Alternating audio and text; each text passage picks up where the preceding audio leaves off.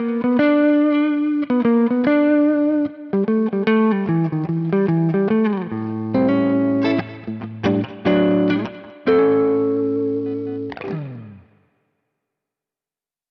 that's the opening riff. We're going to need to learn that if we're going to play this song. All right, so 9, 8, 9 on the D string. I start with my ring finger. And that downbeat, that strong beat there is the downbeat for the D. So that's 9, 8, 9, 7 onto the G on the downbeat. Then we come back 2 frets and we pivot back and forth on the D string again between the G and the A note. Okay. And that then pivots to the A string.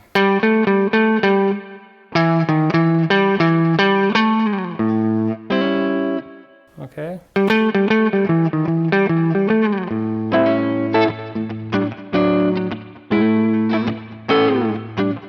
We should really talk about the climbing motif that Garcia enters with. And I think that this is one of the most powerful moments in the song. It's kind of, Bobby gets to build the tension there with that, and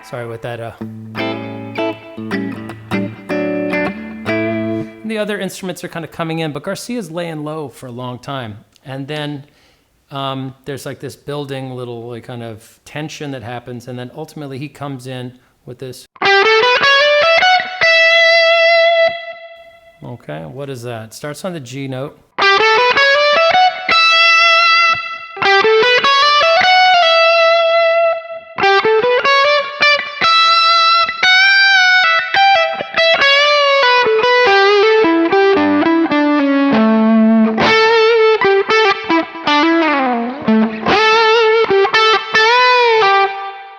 So let's look at that opening line that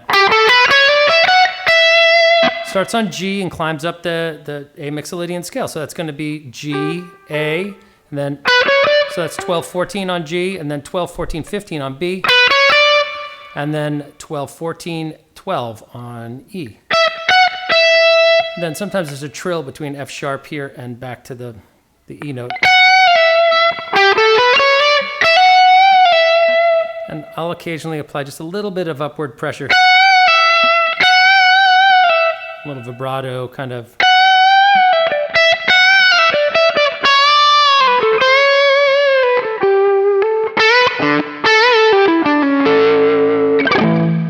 All right, so that's that climbing motif, and I think of that as something you have to have in your back pocket and can get to, okay? After you do that for a little bit, you're going to have this kind of octave rendition of what I have in my loop as the bass line here.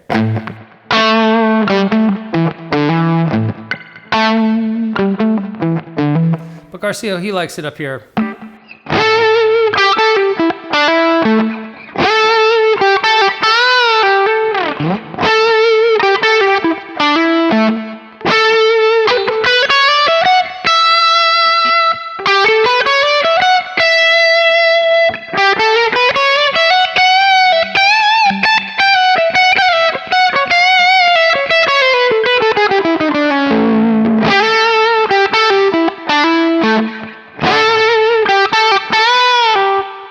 Okay, and that's A.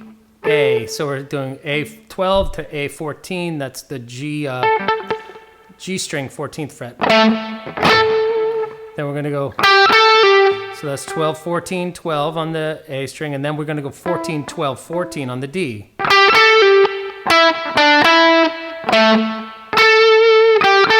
And then occasionally we'll bend up the A note to B.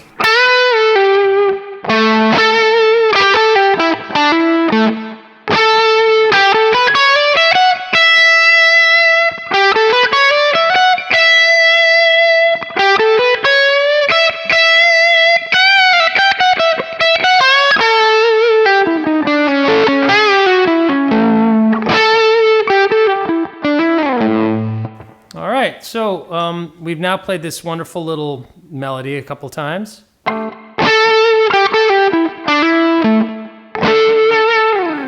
I think it's probably time to state the melody. That's kind of one of the things that I like to do, the actual vocal melody. So this is another soloing strategy that I would implore you to use, okay? So that's going to be...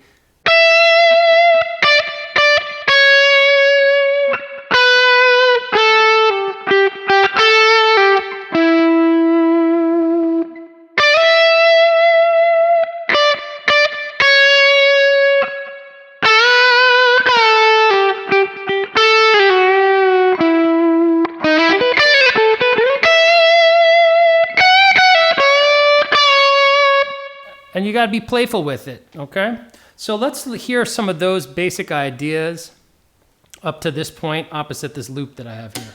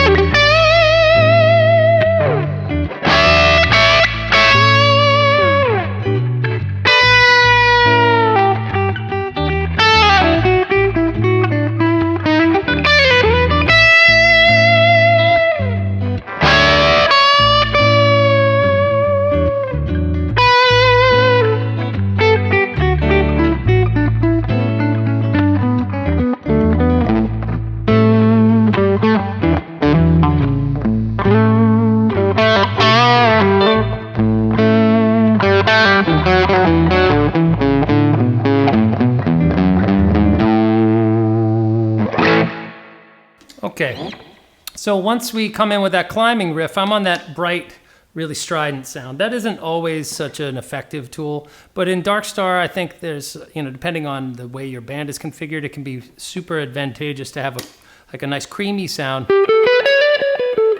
And with the flick of a switch, be able to get to something that's a little bit more piercing and startling. Like he does back when he was playing a 2 humbucker guitar. Now granted, it wasn't a 335, it was the SG or that Les Paul period where he's playing, guitars with PAFs or even P90s sometimes. He could get that by overdriving the front end of the Fender the Fender amp much more so than when he switched to the single coil sound. So there's like a handful of ideas there. Let's take a look at that melody. All right, so if we play, that's E, D, D, C sharp, then B. And you can get to these notes by any way, right? You can bend into them.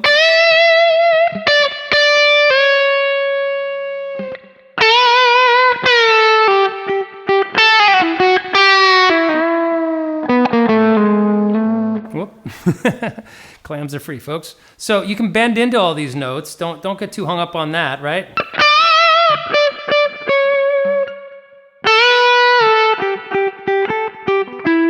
But those are... That's it. So dark star crashes, pouring its light into ashes. Grateful Dead song, you have to know the vocal melody on the guitar, otherwise you can't do half of what Garcia likes to do, which is quote it and then kind of divert from it and play with it. So he plays cat and mouse with the melody all the time, all right? So learn that melody coming this way down the E string, here on the B string, right?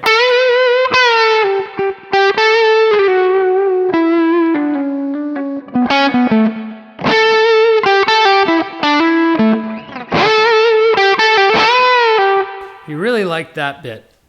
All right. So once we know the melody, I want to ask you, let's cream it up. Let's get it onto the creamy sound a little bit. And let's play it index finger on the G string.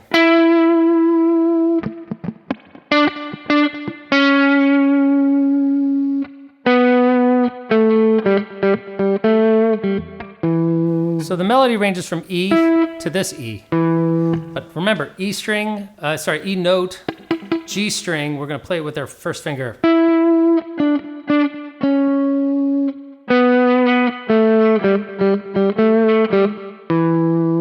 Play that open note in the open G string, okay? Now we're going to add our ring finger here and play the melody in thirds.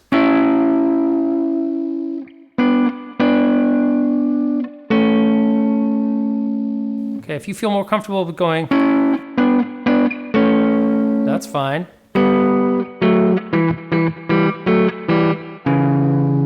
Okay, and I think that's kind of a fun thing to know how to do. You take that up an octave, you play the same melody here.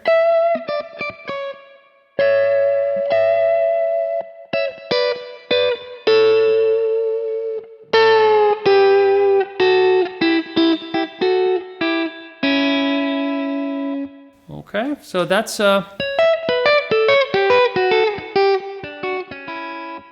again, you're just taking the D major scale down, but you're starting here, over top of that A note.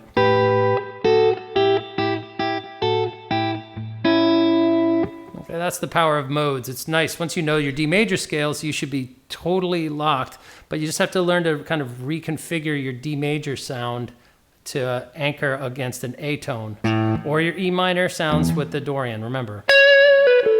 Okay, if you're thinking E minor,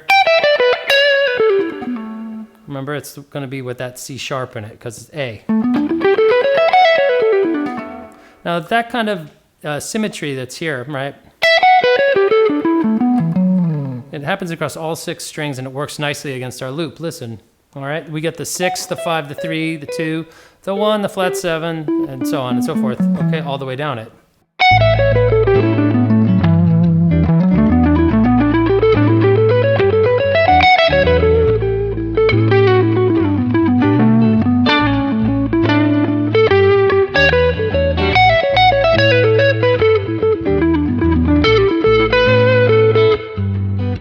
So it'd be foolish not to take advantage of that. Okay, it's just too simple to riff off right in there. You got these 2 frets the whole way across between 12 and 14. You got to get that together. So here's a really cool idea. At least I like it a lot. We're going to do this in fourths, okay? So we're going to go E, A, okay? So that's like this. Down, down, up, down, down. Okay, so practice that. And the accents are on those downstrokes. Da, da, da, da, da, da, da.